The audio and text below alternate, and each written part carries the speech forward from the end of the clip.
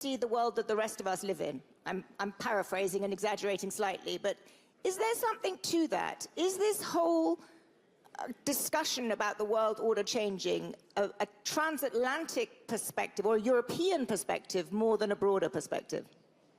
I mean, the fact that the conversation is now finally at the forefront is certainly a reflection of a Eurocentric view for that order historically. I mean, obviously, it came out of the crisis in Europe, the First World War and the Second World War is what gave us the United Nations, is what gave us the foundations of that world order. So, fair enough that there was a certain Eurocentric or transatlantic focus. But that is, the reality is many of us have seen the breakdown of that rules-based order and the reality that might makes right being very much front and center well before the crisis. I very much actually heartened with all that's going on and all the suffering that's being caused by the multitude of wars that we are now dealing with, that actually the conversation is finally taking front and center, that the system isn't working, that it hasn't delivered.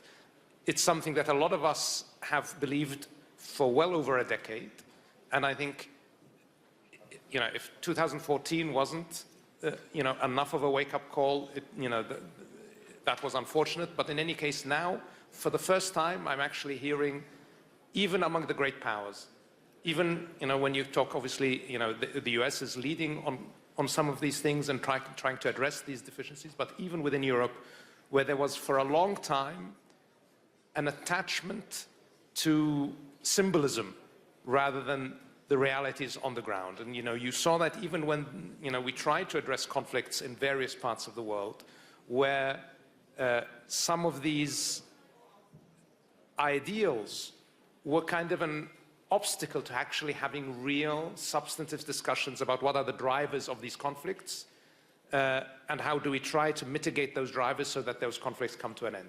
So I'm, to some extent, actually more optimistic than I was last year, because we are actually having these conversations in a much more honest and transparent way, including among the friends in Europe who were, let's say, the most ardent,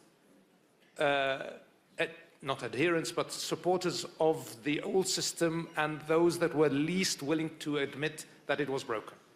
But do you think that, I mean, I take your point that perhaps in Europe we are recognizing a world that has existed for many before, but do you think it has become a world that is more might is right, more transactional, less focused on rules? I think, yes, just because it's become more of a factor even among the biggest players. So it's, you know, historically, I would say if you look back at the last 2 decades, you will see that the people that are affected by this principle have been mainly in the third world, have been mainly in the developing world. Europe, especially, certainly the US, had the luxury of being at a remove and being able to kind of say, no, this is, you know, not impactful on us. I think obviously the war in Ukraine has brought that home more than anything, and that's why we're having this conversation. But it's always been the case, and it's all. I mean, I think if you look even in conflicts in our region, sometimes, you know, it was based on UN mandates, often not. Minister Sanchez, you are the defense minister of a country that is in a region which I think has, I don't think any more doubt, has seen a very different approach from the United States, particularly in the last 12 months. The new national security strategy articulates it as the Trump corollary to the Monroe Doctrine, which we now all call the Donroe Doctrine for short. But it is a very clear assertion of power in the United States' backyard. How do you feel about that? And what does it mean for your country and for your region? Thank you. First of all, I would like to switch to Spanish in order to have more fluency in my words.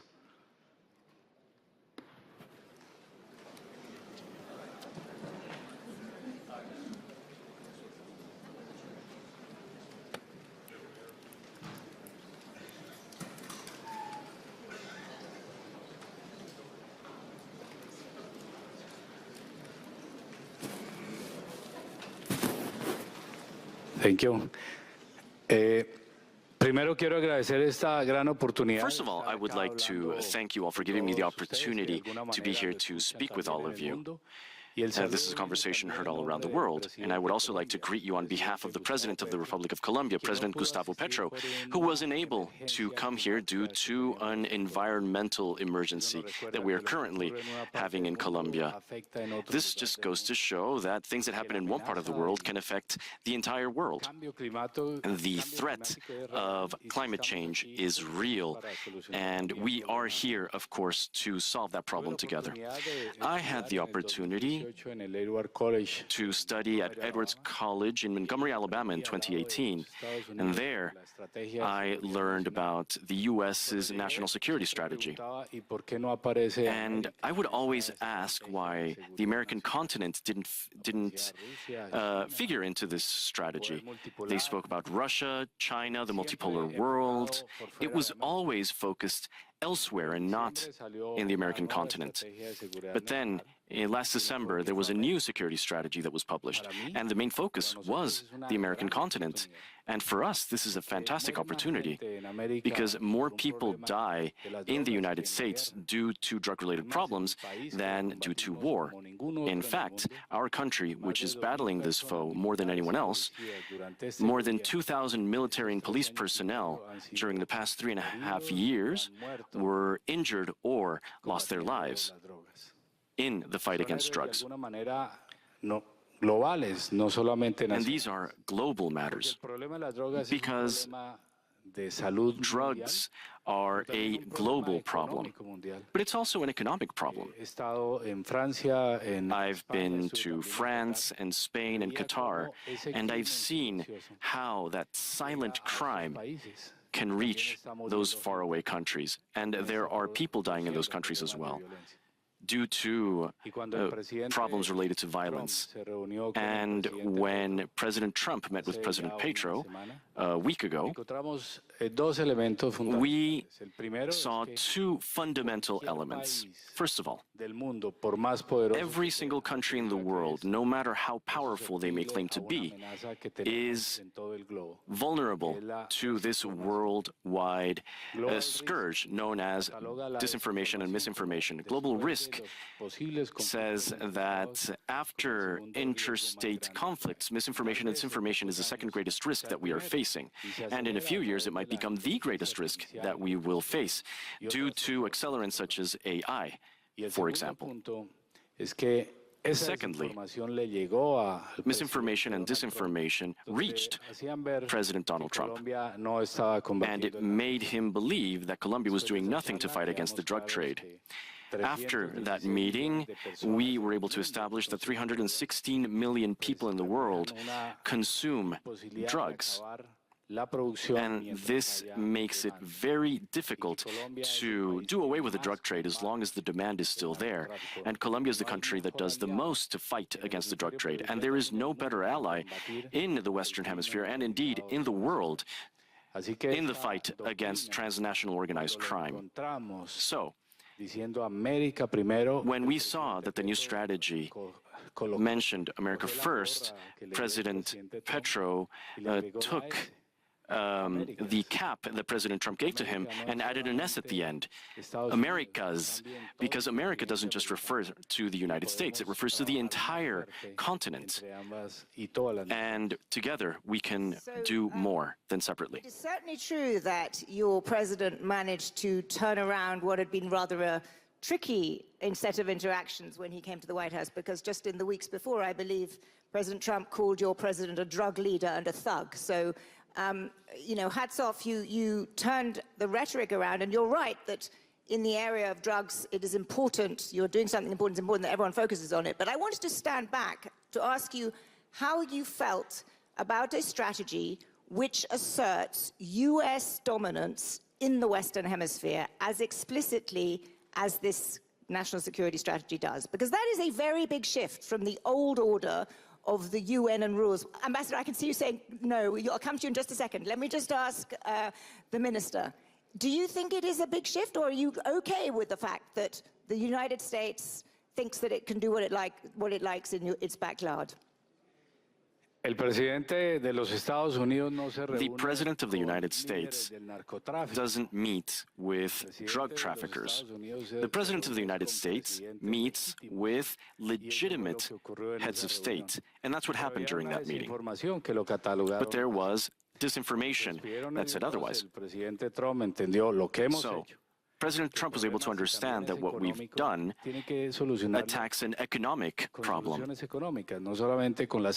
And this problem has to be dealt with not just with weapons, but also with economic tools. That is why we are trying to convince the rest of the world to purchase cacao instead of coca. When we look at what the United States has been doing, we have seen that every nation is autonomous and they can act for themselves. But the President of Colombia has also stated that there is a global order, that multilateralism exists, that there are organizations such as the United Nations or the Organization of American States to try and tackle these issues. And there is an opportunity there. And what we concluded after the meeting with the United States is similar to what we're saying now. In the case of Colombia, we see a problem that affects us directly, and the main issue is international organized crime. And this is why, alongside the United States, we want to strengthen our defense capacities to do away with this scourge, drug trafficking. That is the focus that our president is maintaining. But it's clear that the United Nations was created so that nations could work together to solve these types of issues. We are in a much more civilized world compared to previous centuries, and I believe that we can create a better world because we all live here. We don't have life on other planets. Thank you. Ambassador Waltz, you've been very patient as you've been hearing my questions. Two questions for you. You are now ambassador to the United Nations, which is the institution, I would say, that epitomizes the old order most. And yet, your administration and your president is, as we heard from Chancellor Merz, we are in a new world now. And a world, I think, which is one where might is right, or at least power projection is playing a much bigger role, and where transactions play a bigger role than rules. How do you square that? Well, happy to tackle that, and I have a gift for you along those lines. But first, I just wanted to point out what and reinforce what the general said. More Americans die from drugs and fentanyl and transnational crime than in any other type of conflict around the world. So this notion that the United States reasserting its leadership in the Western Hemisphere isn't necessarily new. I'd call it overdue. And Colombia and the United States worked quite well with each other under Plan Colombia in the 1990s, in the 2000s, defeated the FARC narco-insurgents. Then we see the transnational gangs that have taken over Haiti, where the United States spent over $1 billion in 2024 to take on. We've now asserted a new UN-mandated gang suppression force with a more offensive mandate, and we've seen Maduro, who was basically a state sponsor and state backer of narco-terrorism. He is now removed, and you know who is not wringing their hands? The 8 million Venezuelan refugees, a larger refugee crisis than Syria, mind you, that was destabilizing the region. And my former constituents in Congress, the Venezuelans who are seeking asylum in Florida, with tears of joy, thanking us. So asserting U.S. leadership has been welcomed, and we're hearing again and again behind the scenes, thank you, from a number of countries, 7 of whom will meet with the president in the coming weeks. To the broader point, look, the president has been clear, and my mandate is clear. We needed to put the UN on a diet.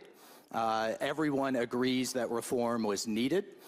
We are pushing hard for the UN to go back to basics, to that peacemaking and peacekeeping function that was core to its founding. And the biggest problem we've seen is that it's trying to do too much for everyone and be everything to every nation. So what has been a result of this initial push? The UN has agreed to its first budget cut in its history of 15%, just approved this last December. Nearly 3,000 headquarters bureaucrats will be cut. 18% overall personnel cut, 25% peacekeeping cut. We're going to get the UN back to fit to purpose. Again, despite the hand-wringing I hear in the media, I was just in Geneva with a number of humanitarian agencies, and again, we heard, please keep up the sustained pressure. And I'll just say, you know, we've heard a lot about NATO and the future of multilateralisms and our engagement. Who here would argue that NATO is not in a better place now than it was 10 years ago when less than 7 of its contributors met the bare minimum?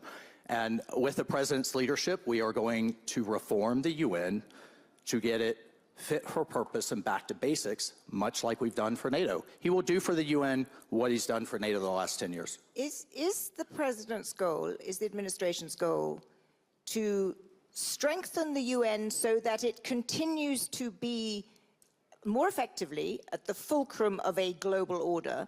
Or is it the goal to also create alternative institutions? I note that the President has created a Board of Peace, which has a very different membership, and it's... I have to, wait, because that's a bit of inaccurate information. I won't call it misinformation. The United Nations, do correct me. The United Nations Security Council created the Board of Peace unanimously with countries such as Pakistan, countries, our friends in the UK, France, and others. So attached to that was the President's 20-point peace plan, which I saw many leaders who are here today show up at Sharm el-Sheikh in relief to sign, because we have the ceasefire in place, because hostages are being released. We now have humanitarian aid going in at levels that the entire world was demanding So is it going to work? I hope so, but I can tell you what wasn't working, either Hamas in charge or endless war. So the President has charted a third way, and to the point of the Board of Peace, it built on having our Gulf Arab friends, Muslim majority nations such as Turkey, Pakistan, Indonesia involved. And so to answer your question, what I'd call it is focused multilateralism. We've seen it through this institution that the United Nations blessed. We just saw it through the Critical Minerals Conference. We just saw the first direct flight between Azerbaijan and Armenia in its history, and the first wheat shipments flowing through those countries from Kazakhstan. So I guess I'll just stop with, you know, I have to push back on the premise, the world on the brink, which I think was the name of this panel. We are returning the world from the brink, where it was 18 months ago between Ukraine, Gaza, Iran racing for a nuke, the Houthis shutting down the Suez Canal, the refugee crisis in South America, and on and on. So if you focus on the facts and the results, and if we have to reform multilateralism that hasn't been reformed, frankly, in 80 years, then I think that should be welcomed by the world. And in that, guise, I do have my... Is that for me? Make the UN Great Again, otherwise known as Munga hat. I brought one for everyone, but they've been so popular, I have one for you, Lanny. We could pass it. There you go. Thank you. I think we'll give that to Carlos. Luckily, I don't have to respond to your accusations of misinformation because I have the absolute best person to answer this. Do you see the Board of Peace as a strengthening of the overall constellation of global organizations? And if so, why isn't Europe, actively pushing it? Let's start there, and then we'll go on. Yes, it is true that the United Nations Security Council resolution foresaw a Board of Peace, but it also foresaw that it's limited in time until 2027. It's foresaw that Palestinians have a say, and it also was referring to Gaza, whereas the Board of Peace, as the charter is not referring to any of those. So I think, you know, in the Security Council there is a resolution, but this Board of Peace does not reflect.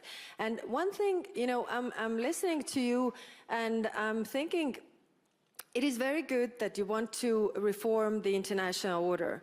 What is, I think, for the rest of us, majority of us, important that in the multilateral system there is equality of states. I mean, what Faisal was saying as well, if we reform, then we should actually take into account the world as it currently is, where all the states are equal, and also that nobody is above the law. That's why I'm talking about accountability, that if we have rules that we have agreed to, then, you know, if somebody breaches, even the most powerful countries breach those laws, there's also, you know, some kind of accountability and for these people, because, you know, what we see in the world is that very often you have like one guy who decides to start the war against another. So he sends a lot of, you know, brothers, fathers, sons to kill other brothers, fathers and sons. And there's no accountability for that one decision that actually gets so many people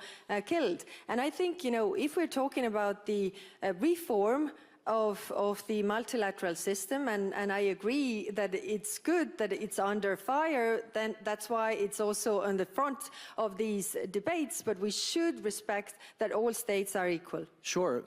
Here's just one thing I would ask everyone to consider. All states are absolutely equal within the UN Charter. The difference and why the United States is pushing for reform is the U.S. has historically paid more than 180 countries combined in terms of our dues, assessments, and voluntary giving. So, of course, when I have to look at mechanics, doctors, nurses, firemen that formerly in my district who are struggling to get their kids to school, but yet I have UN officials who are flying business class around the world, I can't believe that there is an argument against reform. But on the Board of Peace, look, I would just say this, for the people of Gaza, for Israel and the region, there's also a cost to status quo. Status quo was not working. The alternatives were Hamas in charge or Israel in endless conflict. And instead, we have charted a different way, backed by the countries of the region. And you have 8,000 troops that have now been contributed, publicly announced by Indonesia. You will see more in the coming weeks. And you have billions of dollars that, frankly, some countries were not comfortable putting completely through the UN system. So we have a funding mechanism that's now set up under this Board of Peace Charter, in addition to the Palestinian Technocratic Committee. I'm conscious that we need to open to questions, but Ambassador, I want you to take the lens up a little bit. And you make a lot of very good points about the need to reform and the need to tighten belts. But at a big picture level... But no one was doing it. We've talked about it endlessly. Strongly worded letters, a lot of hand-wringing. No one was doing it. And when we're doing it, it's Ambassador, I take your point. But if you listen to Chancellor Merz, the questions that we are all asking ourselves is the old system, at a big picture system of multilateral rules, engagement, alliances, is changing, and we are wondering what the United States, where it wants to go and what it wants to do. And is it a world of might is right, great power politics, unconstrained? Because, and this is the question to you, does the President believe in a multilateral system where there are rules that would constrain the United States or not? NATO is stronger because of our leadership and push for the reforms that were badly needed, namely the contributions. The UN will be stronger at the end of this process. The status quo was unsustainable and not working in places like Gaza or Azerbaijan, Armenia. You have to ask yourself, why were we 18 months ago in so many active wars around the world? And I think it's a fair question for the President to say, why hasn't the UN been able to resolve issues like a border dispute between Cambodia and Thailand, or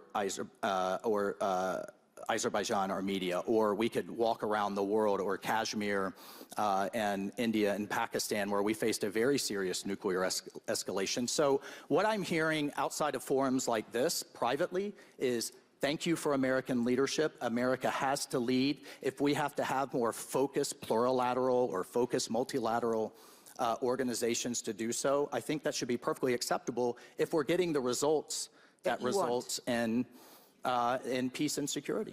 Yeah. Okay, thank you. I think that was actually very clear. Questions? Lady here in the fourth row. If you could identify yourself and keep it very brief.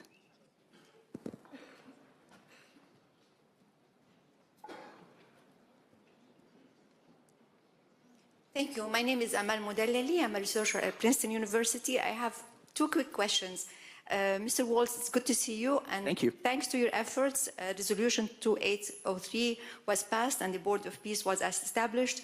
But the problem that people are having is that the charter of the Board of Peace that came out from the White House later on, it does not mention Gaza, and it talks about solving global problems. Doesn't this go beyond the mandate that you got from the United Nations? Can I have a second question? Why don't we just stick with that one, because there are a lot of hands went up, and it's a very focused question. Look, the Board of Peace is absolutely focused on Gaza. I think you will see that in the meeting next week. But in the formation and in its founding documents, the team wanted to leave flexibility to be able to tackle other problems if asked. Again, this was an outcropping of what I think history will look back on, which was an absolutely historic meeting where the president convened the countries of the region and the Muslim majority nations, namely Pakistan, Turkey, and Indonesia. Just a few weeks prior, we had the strike on downtown Doha from the Israelis. There was a lot of concern that would this the diplomatic momentum continue. And just a few months later, we had Sharm el-Sheikh with Abu Mazen from the Palestinians shaking the president's hand in the historic speech at the Knesset. The hostages released, the ceasefire in place, the humanitarian aid flowing, and now an international security force moving. So again, let's focus on the results in Gaza that we're seeing as a result of this action. Thank you. Gentleman there in the second row. I'm Mustafa Barghouti from Palestine. I have this question. We are held accountable as Palestinians 3 times a day. Israel is violating the ceasefire already 1,500 times. Who's going to hold Israel accountable? And the second question, how can we call this a Board of Peace if it has the Prime Minister of Israel in it, but not a single Palestinian in it? Thank you. Kaya, would you like to answer that? And then maybe Prince Faisal would like to add something. But this is exactly the point of accountability that I'm saying, that nobody should be above the law. I mean, if we have agreed international rules, then, you know, if you are breaching those rules, then you should also be held accountable, whoever you are. Prince Faisal? Certainly, I completely agree. And obviously, it's not a ceasefire if the guns haven't ceased. I think where I'm most concerned is even if the killing has stopped, the dying hasn't. So aid access is still an issue, and I know that the US team is working on that every day. So one of the reasons we're remaining engaged is just because of that, is we do see, it doesn't always translate, unfortunately, into what's happening on the ground, but we do see a consistent engagement on trying to get these things addressed, whether it's the ceasefire violations, whether it's the issue of opening up aid access. And of course, when the resolution was adopted, it was very clear. It included language that addressed the right of the Palestinians for self-determination. So certainly, I know from the Kingdom's perspective, many of those countries that signed on to the resolution, many of those countries that have agreed to join the board, we see this very much as one step on the road to Palestinian self-determination. Obviously, the priority needs to be to stop the dying in Gaza, to stabilize that situation, to start the rebuilding, to build the reassurance that there is no longer a threat from Gaza to its neighbors, and then move that to addressing the issue of Palestinian rights. And with that, we believe very strongly that if we don't address holistically the rights of the Palestinians, including the Palestinians of the West Bank, and here this is very critical. The unity of Gaza and the West Bank needs to be maintained, and that can only happen if we stabilize the situation in Gaza, because there's no linkage with a space that is currently in chaos. So we have a lot more to do. We have a meeting coming up, and I'm sure we'll hear more about what's being done. It's a daily effort to stabilize the situation. All the hostages are out now, so now the focus needs to be getting the lives of the Palestinians in Gaza into a much, much better place, and allowing that then to be the opening towards a pathway towards the Palestinians and the Israelis can live together side by side in peace and in harmony. And I just would add very quickly, we've had over 4,000 trucks per week moving now since the Sharm el-Sheikh. Number one, it's not enough, but it is exponentially more than it was. And as the minister pointed out, there was language in the peace plan that is now in the Security Council resolution, post-reform towards Palestinian self-determination, and no occupation, no annexation of Gaza, which again, I would argue forcefully that only President Trump could bring all sides, including the Israelis, to the table to get this far. A long way to go, but we are far better than where we were in September of last year. Thank you. There are a lot of hands going up. Question here, very briefly. Very briefly. Katarzyna Pisarska, I'm the chair of the Warsaw Security Forum, Poland. My question to you, Ambassador Waltz, just an honest reply, please. Does America... I've been pretty straightforward and honest so far. Does America need a rules-based order? And if so, what are you willing to also sacrifice, because you have been backing this world order for years and years. And thanks to the United States of America, many of us, including Poland, has benefited immensely. And what we're seeing now is a withdrawal. That's an honest, I think, assessment of many of us. And we just ask ourselves, are you willing to fight with us, the Europeans and others, for this world order? And the same question really to Kaja Kallas. Do you feel that the Europeans are willing to really fight for this order? Thank you. And I would follow your question. Are the Europeans willing and able to take the tough financial steps necessary? I'm a recovering politician myself. I know how tough those votes are when you have a social social support system. But look, to answer your question directly, absolutely. The American people have underwritten with their hard-earned dollar the global multilateral rules-based order since World War II. However, with $37 trillion in debt and counting, the massive debt load that the Western world is facing, I think it is fair on their behalf to ask 450 million Europeans with the same size economy as the United States to be more self-sustaining in their own defense. And it astounds me why that is so controversial or I mean, it is... Ambassador, I think it's not. It's a fair question. When I go to people in Indiana and Georgia and North Florida that I represented, and it is their money paying more than 180 countries combined into the UN system, it's fair to say, yes, I have to look at them honestly and say it's being well spent, and it's not. Absolutely. And indeed, I think as Chancellor Merz made very clear, the Europeans have belatedly got the message. And there is a recognition that, defense spending has gone up and is going to go up further. Europe needs to get his act together, and I'm going to come to Kaja Kallas again. There's an absolute, that was very clear in Chancellor. But it wasn't clear in 2014. Why not? It was, it took, we're acting as though things were coming unglued now. It's been coming unglued for 10 years, and no one was responding in an effective way. Now we're asking more forcefully. Yes. And I think we're seeing a good result as a result of the 5%. That was being asked from the audience was, if the Europeans are responding now, do you still believe in multilateralism in this order? Do you still believe in it? Or, as Chancellor Merz said, he said, and I just wrote it down, even the US is reaching the limits of its own power if it goes alone. Do you agree with him that the US could not go alone? I mean, I'm looking at the the grouping I just discussed of our Gulf Arab allies. I'm looking at the Abraham Accords. I'm looking at the fact that the president didn't need to take on Azerbaijan, Armenia, and he did. He didn't need to take on Pakistan and India, and he did. And we're asking the rest of the world to be there with us in a fair way financially, because there is a cost to the status quo, and the status quo was not sustainable anymore. And that's, I think, on behalf of our constituents, a fair question to ask.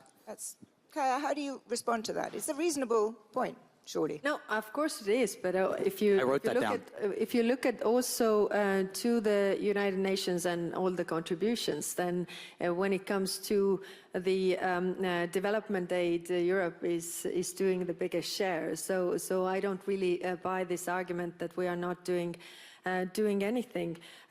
You know, in the beginning you said also that, is it that actually the rules of jungle and the might makes right actually has always been there?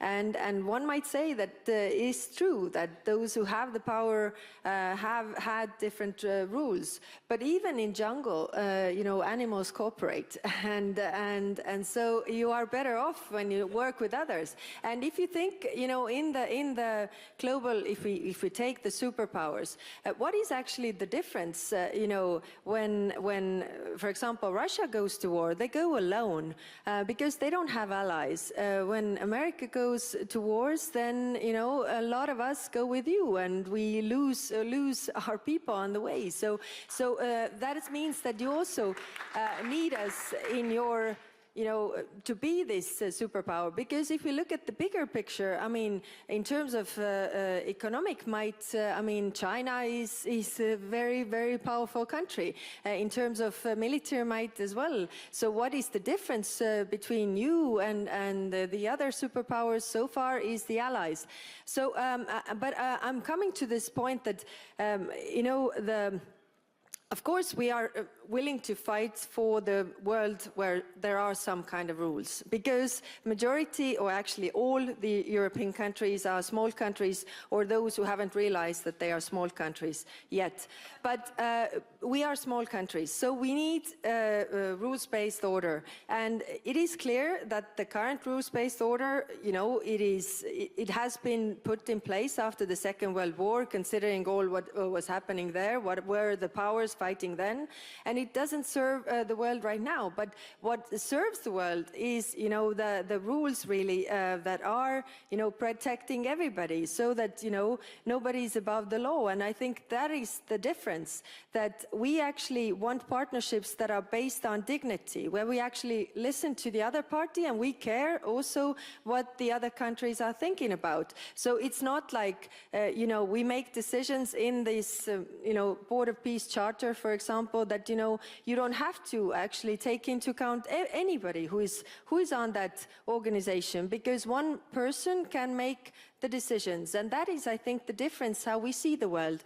Because if countries are treated equally, I think there's also less chance for war and tyranny. So I realize that I have completely failed to instill a rules-based order here, because this conversation has been wholly dominated by the two biggest economic and political blocs. But we're also running out of time. I'm very sorry. But I wanted to end by giving all four of you a chance. And I'm going to start with you, Prince Faisal. I'm going to ask you one question, and then you can offer me one reason for optimism. I'm sorry, I can't get to all the questions. I'm very sorry. I'm sure you'll have another chance to come back to this in a different panel. I'm very, very sorry. The question is, do you think this world that we are going to go into is going to be more dangerous or not than the world that came before? And secondly, what's the one thing that you would advise us all to focus on to ensure that it was not more dangerous?